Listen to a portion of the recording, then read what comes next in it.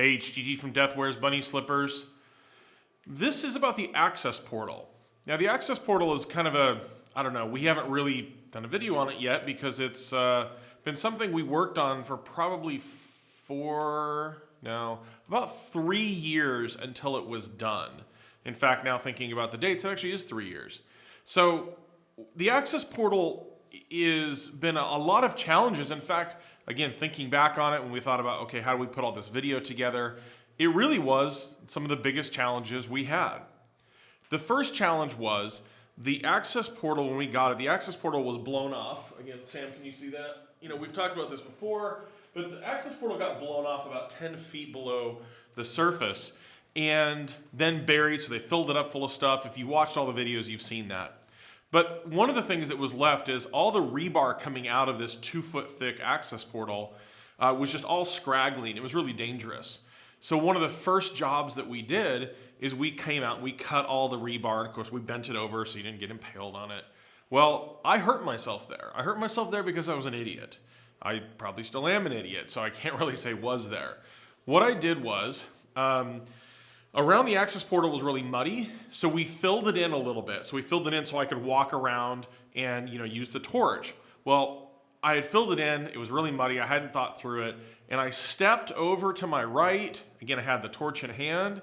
Guess what? No gloves. Another public service announcement, wear your gloves. This is what this channel is all about, is doing stupid stuff so you don't. Anyway, didn't have gloves on.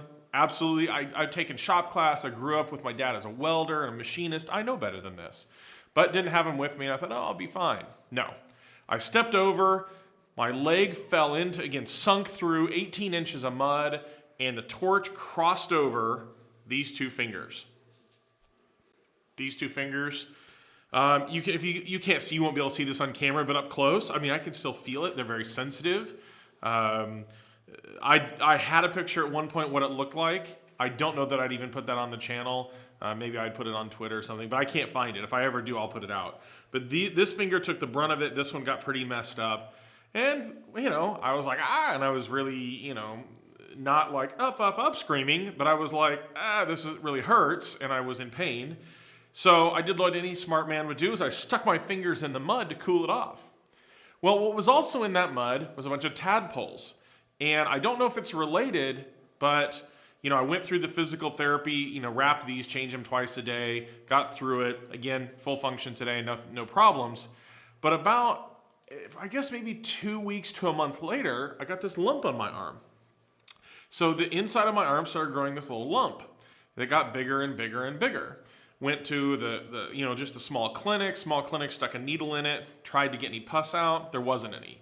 By the way, that was super comfortable. Loved that.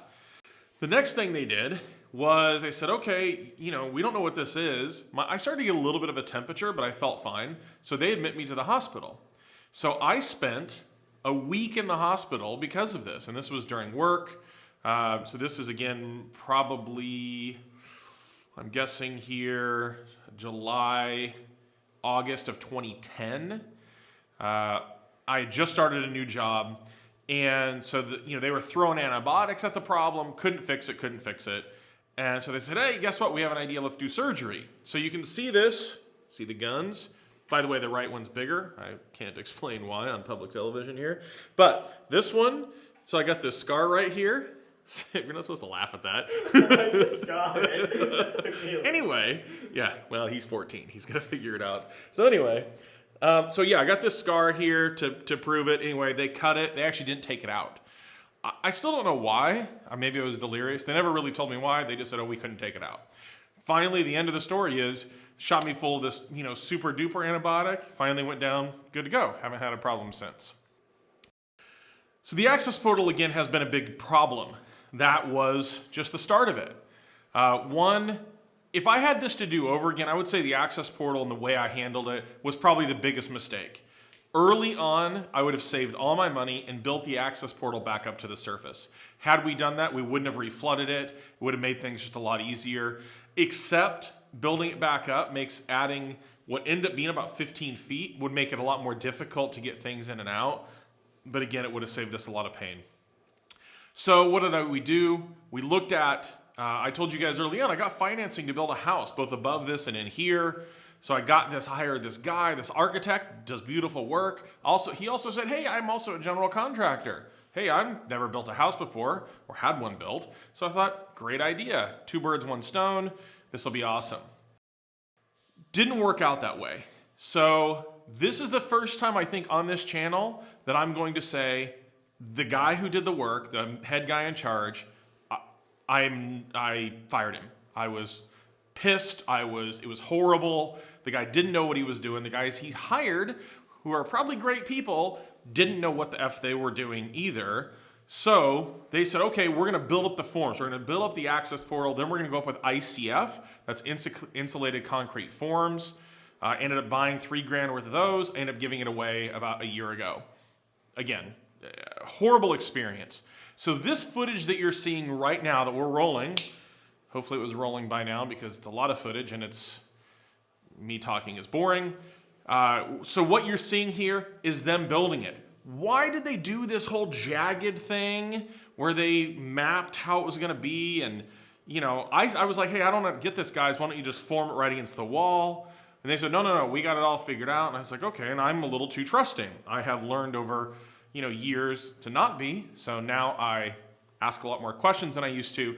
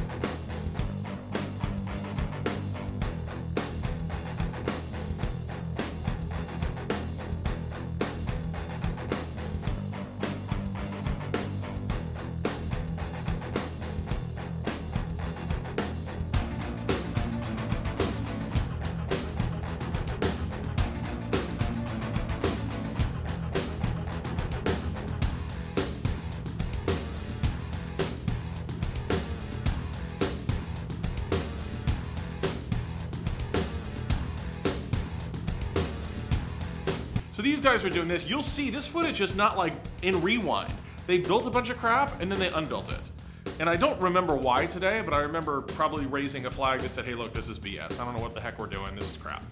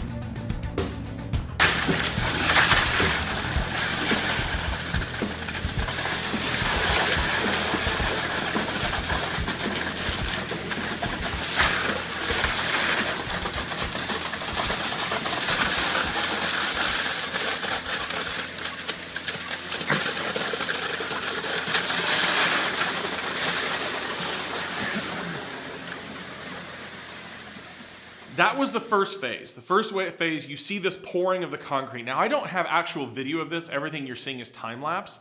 But at one point, the form broke.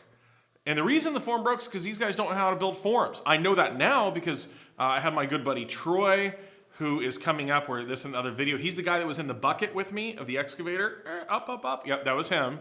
He's also been in house construction forever.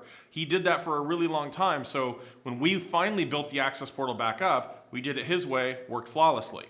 But this time, these guys didn't build the forms right. They popped, and a bunch of concrete came down into the access portal, some of which is still here to this day. So that's a big pain. So again, I was angry, not happy. The second piece we did here is then I said, look, guys, we're just going to square it off. And what I mean by that is let's just do another pour to make it nice and square to get ready for our next pour. The next one after that, so we have this big notch out in the front. So you're seeing, okay, why was that? It was because we originally opened the silo and we were digging down. We had to use the excavator to break the access portal down even farther so we could put the excavator down lower. So the excavator, again, couldn't reach the bottom, so we basically purposely broke the wall some more and came down. Watch one of the earlier videos for that. I think it's opening part 1-ish, somewhere in there.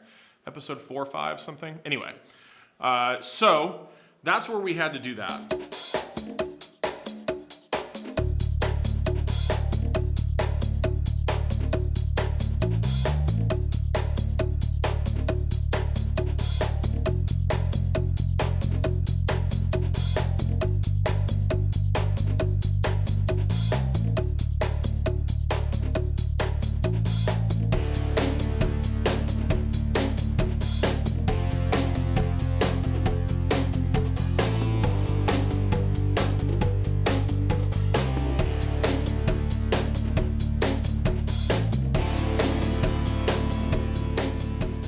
When we reformed it, we just reformed it with that notch in it. Second piece was, I wanted to fill that notch in. Again, this happened in a lot of stages over a lot of years.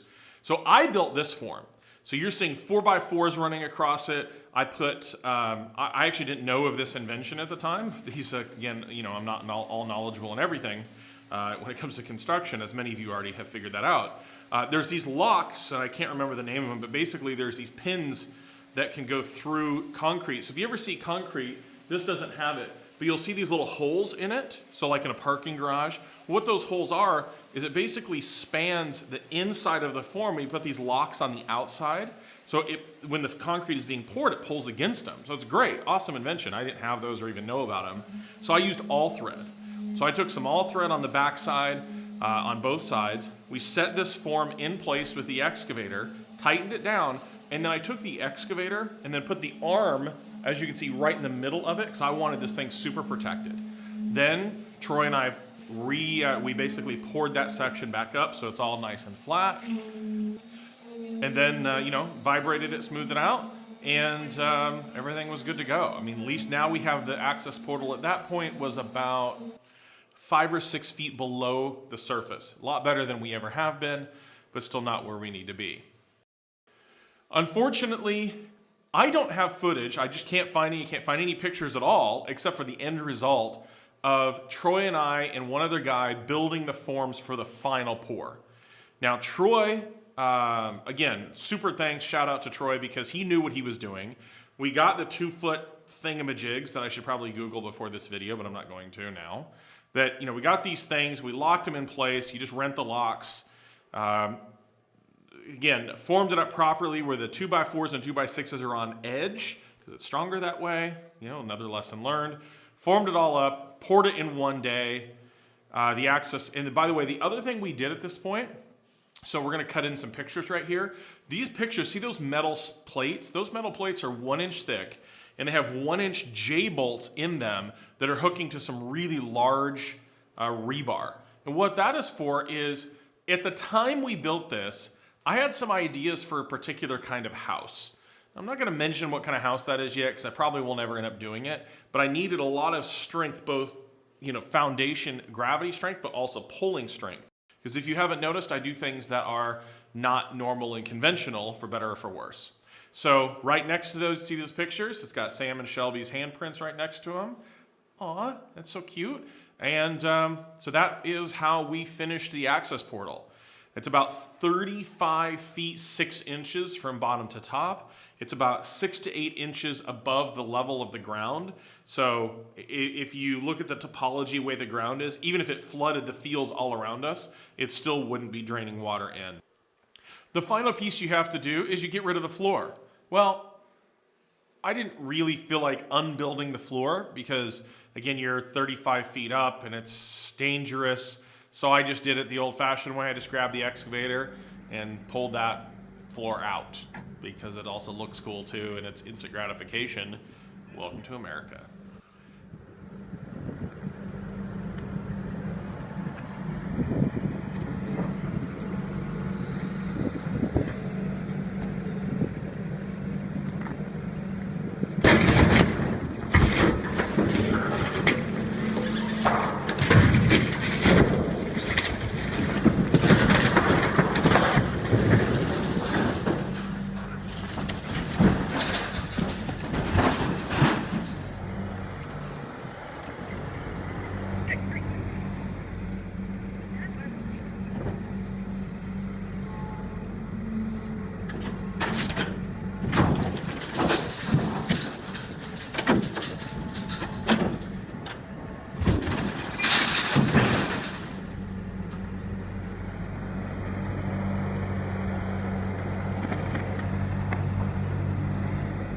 And I think that's it. Now the access portal is all the way built. You know, again, it's solid.